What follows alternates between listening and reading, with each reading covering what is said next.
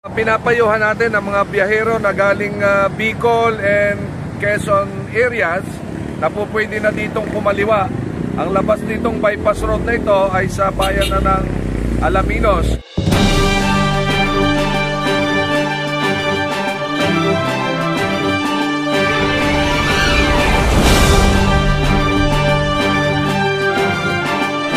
Mga kabayan, yan po yung mga sasakyan na yan. Galing tayo ng Maynila, galing tayo ng Santa Tomas. So pagpasok mo sa Alaminos San Pablo Bypass Road, ito yung Petron. Tapos bago po kayo sumuong dyan sa tulay, right side kayo. Dito po nagsisimula sa Barangay San Juan, Alaminos, Laguna, itong Alaminos San Pablo Bypass Road, na kung saan mag-i-end ito doon sa mismong Barangay San Vicente, San Pablo City, Laguna. So yun po ang ating pupuntahan ngayon. Mula rito sa bayan ng Alaminos, no? Barangay San Juan hanggang Barangay San Vicente tayo, San Pablo City. Walang edit-edit to, para makita ninyo yung pinaka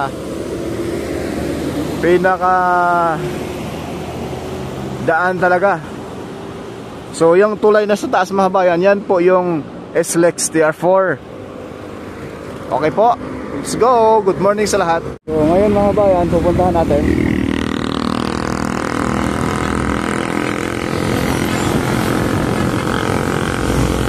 yan.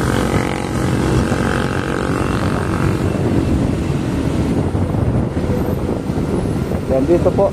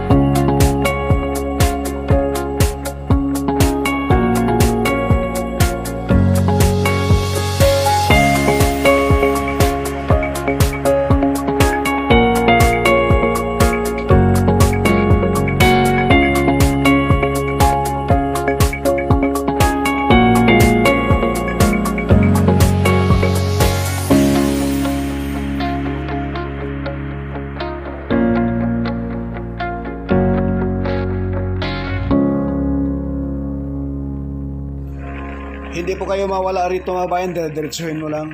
At ang pinakadulo nito, yun po yung barangay, yung putol dyan sa unahan, Barangay San Miguel. At ituro ko po sa inyo yung pinaka-intersection. May drone shot tayo dyan, mga kabayan, para hindi kayo malito, no? So itong area na ito yung Barangay Palma. Barangay Palma, Alaminos, Laguna.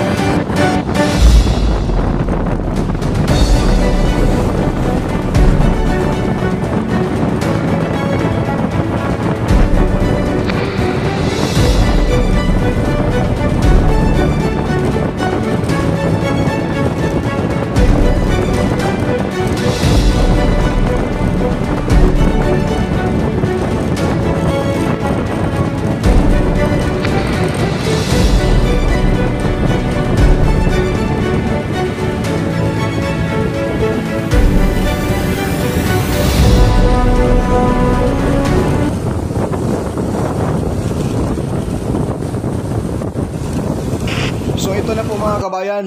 Ito yung Barangay San Miguel. Yung pakanan papuntang Lipa, Batangas, pakaliwa papuntang Alaminos to San Pablo. So dito tatawid kayo rito mga kabayan. Ayan pa Lipa yon. Yan yung may poste na yun sa harapan natin. At yan yung yung tarpaulin. Pasok kayo rito. Ito yung Barangay San Miguel. Ayan tarpaulin Kita nyo yan mga kabayan.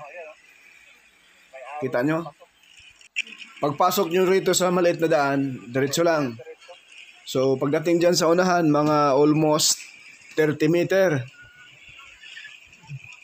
Kaliwa kayo. At may signage na naman dyan sa dulo natin. Huwag kayong dumiretso dahil papasok yan sa Barangay San Roque. Kaliwa kayo rito. Ayan po yung signage. Kung kayo'y mawala pa rito, iwan lang. Masabunutan ko kayong lahat. Charot. So dito mga bayan, ayun po, may konting tubig pero walang problema yan. Hindi yan tulad dati na malalim.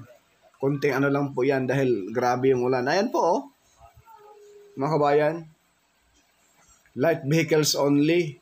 Nasa signage Kaya marami nang dumadaan rito sa ngayon. Maiwasan mo na ang Alaminos Bayan at San Pablo City mismo. Mabilis na yung biyahe natin. Sana all. Ayan po dati rito ang lalim. Yung rito ngayon yan konting lang. Nailatagan kasi nila ng mga bayan. Anong pangalan nito? Comment down below sa mga engineer dyan kung anong klaseng asfalto ba to or graba Yan pagkalampas nito yan na po. Simentado na yan mula Rini hanggang doon sa may Barangay San Roque. Na yung bahay sa gitna, malalim din doon. Pero, tingnan natin ngayon. Charot.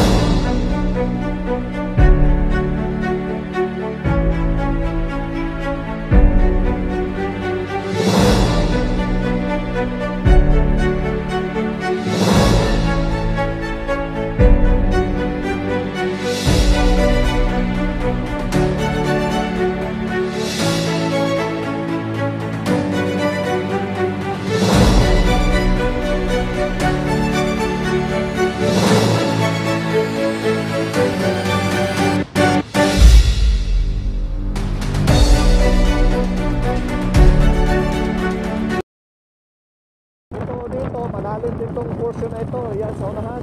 Pero ngayon may tambak na. Ayan o, tambak. Tinambakan nila ng graba or bakit kulay itim itong ano na to?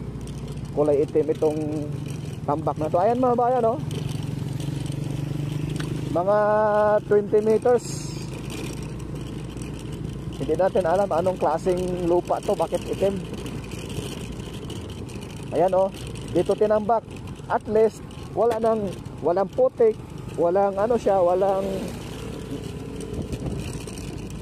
hindi mabulaho yung inyong mga sasakyan. Ayan o, may tambak na siya. Dito sa portion na ito ay medyo maano talaga, malalim, pero ngayon wala na o. Di ba? Kahit anong uri na sasakyan, pwede dumaan rin eh. Sana all. Narito na tayo sa Barangay San Roque. Let's go. Sa unahan, andyan na po yung Barangay San Miguel Road.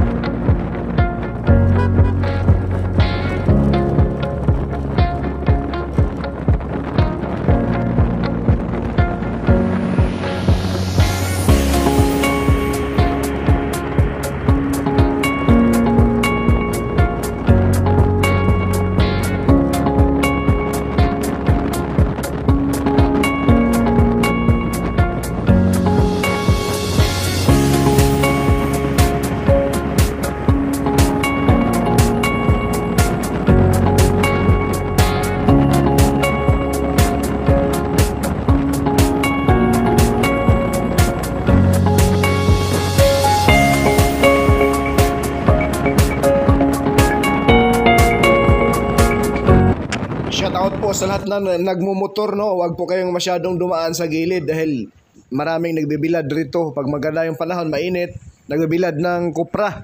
At madulas po yan mga kabayan. At may lumot yung gilid.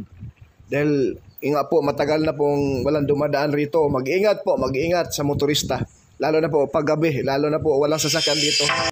Kala nyo pabilis-bilis kayo rito, mag-ingat po, mag-ingat. Dahil po madulas po yung gilid niyan, may lumot, no? Dahil matagal po itong nakatingga, matagal na hindi, konti lang dumadaan. At yung gilid ay, ayan o, may lumot yung gilid mga kabayan. Mag-ingat po, lalo na po sa nagmumotor. Tarpaulin dito. Bibidyohan sana ng set kasi ang kontraktor nito ay imbestigahan na sa Senado. So ayan dito mga kabayan. Sa portion na ito, dati malalim. Ngayon, wala nang putik dahil tinambaka na. Kung si Gobernadora Sol Aragones ang may pakana nito, mahal na Gobernadora, maraming salamat po sa napakasipag mong serbisyo sa sambayan ng Pilipino, lalo na po dito sa lalawigan ng Laguna. Mabuhay po kayo at maraming salamat sa malasakit sa mga kababayan natin sa Laguna. So ito mga kabayan, ito yung advice ko sa inyo ha. Ayan po, may mga sasakyan na pumasok. Yang portion na yan mga kabayan, yang portion na yan, ito yung Barangay San Miguel Road, ito. So ngayon, padaanan na siguro doon mga kabayan. So diretso na tayo doon sa Barangay San Vicente. Kasi dyan sa unahan, tulay na po yan. Ito yung Barangay San Miguel Road. Kung in case of hindi padaanan yung tulay dyan sa Barangay San Miguel, dito kayo kaliwa. No, kaliwa kayo dyan. Ang tagos nyo, Barangay San Gabriel, may 7-Eleven doon. At yung pakanan, papuntang Tiaong. Yung pakaliwa, pabalik ng San Pablo. Gets po? So diretso tayo kasi mukhang padaanan po ngayon. Kasi ito yung alternatibong daan going to Quezon, going to Bicol, Visayas, Mindanao. So let's go, diretso tayo.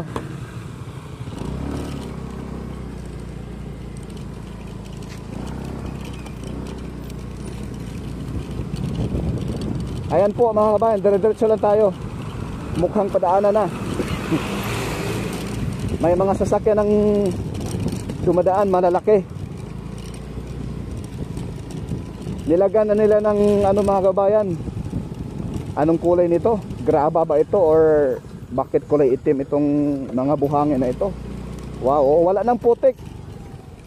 Yun nga lang, may rough road pa lang. Pero walang problema, walang putik po. So ayan o, diretso lang tayo. Kaso umulan na, pasaway itong ulan. Sarap sa bunutan. So ayan, diretso. Hindi kayo mawala rito mga kabayan. Kung mawala man kayo ay sarap yung sa bunutan. So ito yung tulay na tinutukoy ko mga kabayan. Ito oh, yung kanan. Tinambakan pa rin ng lupa sa ngayon dito oh. Yan, ito yon. Ito yung binablog natin. So dito sa portion na ito medyo may puti konti, pero walang problema. Kahit anong uri ng sasakyan pwede dumaan. Ayan o, napakaraming sasakyan ng dumaan. Dire-diretso lang tayo, no? Sa mga kababayan natin na mga first timer pa lang na dumadaan dito sa portion na ito. So ito yung tulay na sinasabi ko sa inyo. Dire-diretso lang. Yan. Wala namang problema, hindi naman kayo mabulaho dahil tinambakan na nga po ng graba, ano. So ito yung tulay. Ayan. Diretso lang kayo rito. Medyo maputi konti pero walang problema, hindi madulas dahil may graba naman.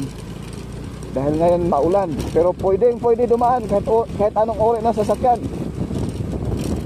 So yung gilid tatambakan pa ng lupa dahil po sa tulay dyan. So far nung last month tayo ay nag-update rito, ay hanggang ngayon ay gayon pa rin ang napakahirap magsalita. In Jesus name na lang. So ayan po mga bayan, padaanan na siya. Napakaraming sasakyan ang dumadaan, ano, malalaki, may mga poultry truck pa nga dumaan rito mga kabayan, oh.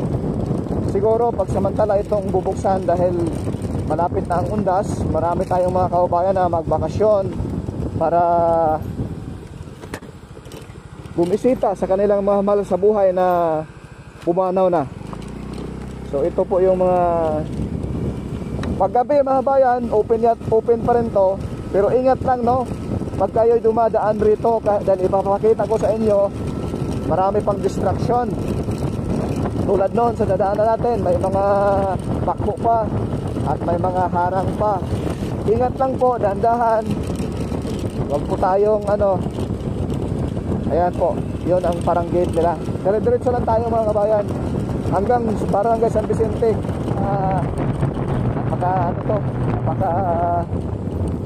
So ito, may tulay din ginagawa dyan. So ito yung kaliwa lang kayo, gilid sa tulay.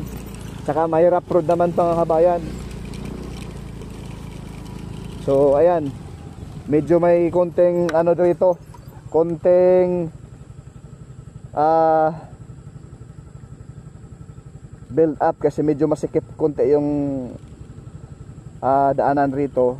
Temporary lang po ito mga kabayan. Pag matapos na po itong kapiranggot dito na hindi pa na semento, diretso na po yan, napakalapad na po. So ayan, ito na po yung boundary. Ito yung pangalawang tulay, boundary ng Barangay San Miguel, San Pablo City, Laguna at Barangay Santa Maria, San Pablo City, Laguna. So diretso tayo, makita naman natin yung mga sasakyan rin eh. Huwag kayong mag-alala mga kabayan sa mga sasakyan, mga nakakotse na mababa, pwede dumaan. At ito may tambak na nga. Ayan, may mga sasakyan na dumadaan na, oh. So kasi dito mga kabayan walang traffic, dire-diretso lang ang biyahe mula roon sa barangay, ay sige po, Barangay San Vicente. So ayan po mga kabayan, kita nyo naman yung mga sasakyan, pinapadaanan na po dito, no. Kahit anong uri ng sasakyan pwede. Kahit gabi ito mga kabayan, pwede ka dumaan. Pero wag lang magpabilis-bilis, no. Dandahan lang. Sundan nyo lang po itong video ko para hindi kayo mawala. Panoorin nyo, start entrada ng video natin hanggang dulo. Kasi ang pinakadulo nito doon sa Barangay San Vicente, San Pablo City, Laguna. So dito, ito na po yung ano mga kabayan, Barangay Solidad, Barangay Santa Maria.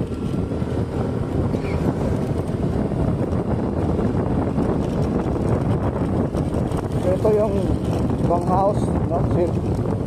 Servants quarter ng mga nagtrabaho dyan. So ito yung crossing, ito yung pakaliwa papuntang Barangay Solidad, papuntang San Pablo City na mismo. So dito ha, diretso lang, huwag kayong kakanan, huwag kayong kakaliwa. Diretso lang. Ayan. So dito sa taas mga bayan, Yan tulay na yan sa taas. Yan na po yung alignment ng SLEX TR4. Yan po yung in-update natin. Ano? Yung pakanan, papuntang Tiaong na yan. Tiaong interchange. Yung pakaliwa, papuntang San Pablo interchange. Gets mo? Sana all. Oo, dire-diretso lang. Tawid lang tayo noon.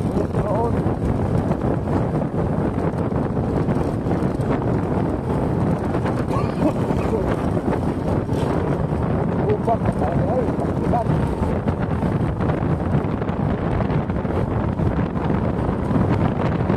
Diretso lang mo mga bagsuha.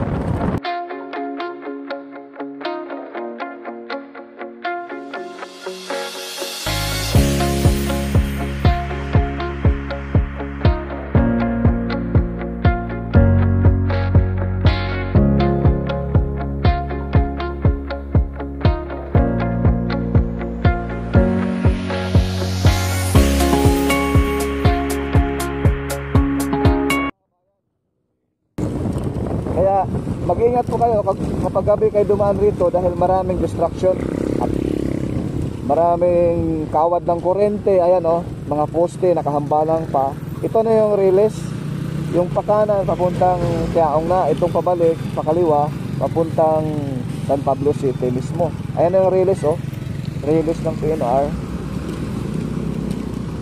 So ayan po, mayroon pang hindi na semento. So dito sa portion na to, sementado na yan. Hanggang na yan, Barangay San Vicente. Pero ingat pa rin dyan sa unahan. May mga poste pa rin.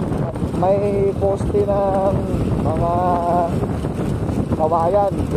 Ang tukod nila sa kanilang mga kuryente. Ayan. Itong truck na ito, galing dumaan ito doon mga kabayan. Unahan natin, pero makasama natin.